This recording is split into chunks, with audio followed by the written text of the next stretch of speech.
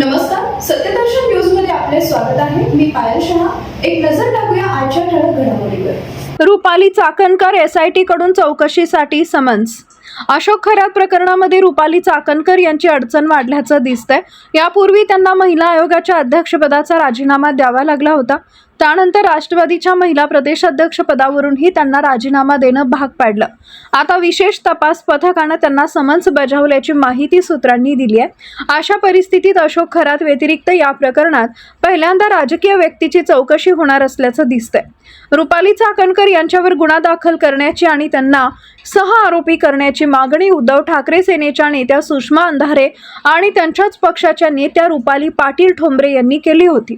महिला आयोगाने पक्षातील पदाचा राजीनामा दिल्यानंतर लगेचच रुपाली चाकणकर यांच्यावर चौकशीची प्रक्रिया सुरू झाल्याचं समोर येत आहे। सदर प्रकरणात शिवानिका संस्थाच्या सर्व आजी-माजी सदस्यांची चौकशी होणार असल्याची माहिती सूत्रांनी दिली आहे। एसआयटी सर्व सदस्यांना चौकशीसाठी बोलवणार असून रुपाली चाकणकर यांची देखील चौकशी शक्य आहे। शिवानिका संस्थेच्या सर्व व्यवहार आता एसआयटीच्या लक्षात असून महसूल मंत्री चंद्रशेखर बावनकुळे यांनी स्पष्ट केले की समन्स हे केवळ चौकशीच्या प्रक्रियेचा भाग आहे, काहीतरी अचानक आकाशातून पडलेलं नाहीये।